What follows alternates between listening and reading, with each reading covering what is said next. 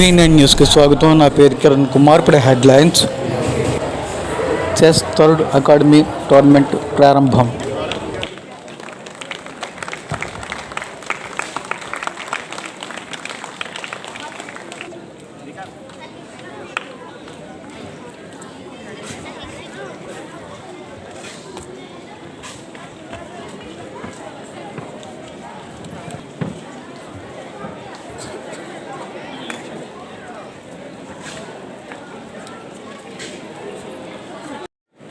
చేతులు డౌన్ చేయండి.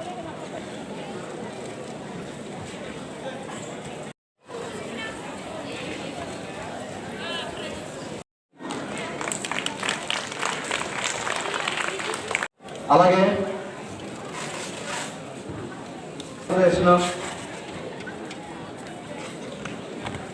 ప్రెసిడెంట్ గారు అయినటువంటి ఎక్స్ ప్రెసిడెంట్ అయినటువంటి బాలకృష్ణ గారికి,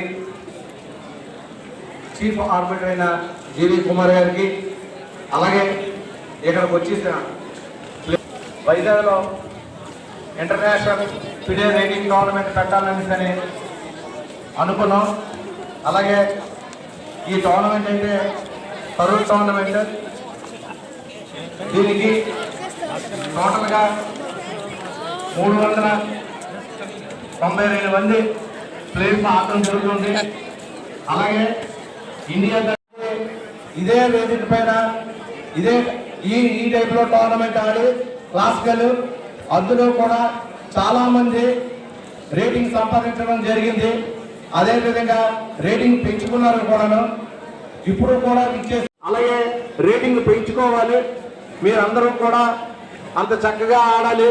మీ నైపుణ్యాన్ని ఎక్కడైతే సుహాని గారు, సుమన్ గారు, డూక్ గారు వాళ్ళకైతే మేము రుణపడి ఉన్నాం.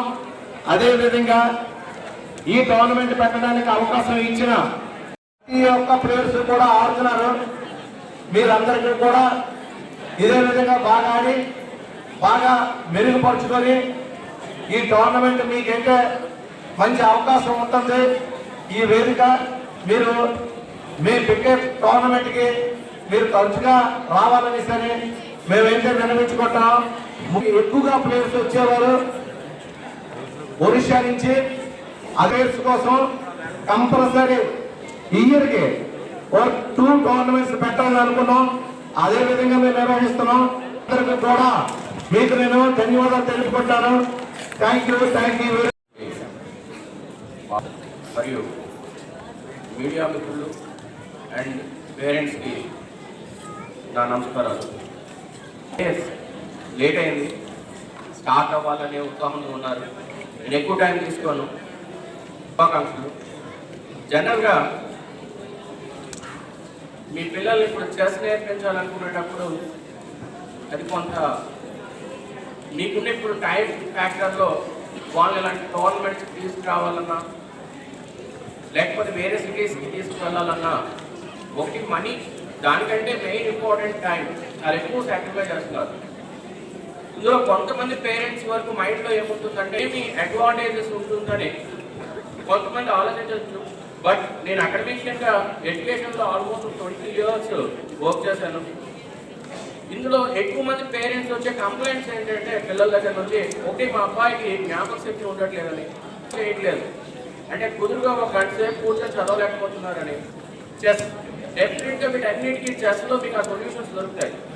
ఫస్ట్ పాయింట్ మనం అనుకునేది జ్ఞాపక శక్తి అంటే మీరు మూవ్స్ ఎలా వేయాలి అనేది బిగినింగ్ నుంచి మీరు ట్రైన్ చేస్తుంటారు. పాస్ అవ్వరు. ఒకసారి ఫెయిల్ అవ్వగానే స్టూడెంట్ ఏమవుతున్నాడంటే ఒక డిప్రెషన్లోకి వెళ్ళిపోతున్నాడు. అయ్యో ఫెయిల్ అయిపోకుండా గేమ్స్లో ఆడించడం వల్ల మీకు ఏమవుతుందంటే ఒక గేమ్ ఓడిపోయినా సరే మనకు ఒక స్పిరిట్ ఉంటుంది నెక్స్ట్ గేమ్లో డెఫినెట్గా గెలవాలని. వాళ్ళు శ్రీకాంత్ గారు పాపం ఆయన ఎప్పుడు కూడా బ్యాక్ ఎండ్లోనే ఉంటుంటారు. నిజంగా it's great worker. Top to bottom అన్ని వర్క్స్ని మేనేజ్ చేస్తూ ఉంటుంటారు. ఆయన డెడికేషన్కి నిజంగా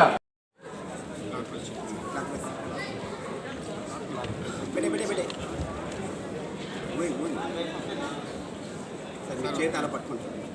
ఇద్దరు కూడా పీసెస్ పట్టుకుంటారు. Arthas, please take the action. Parents kindly.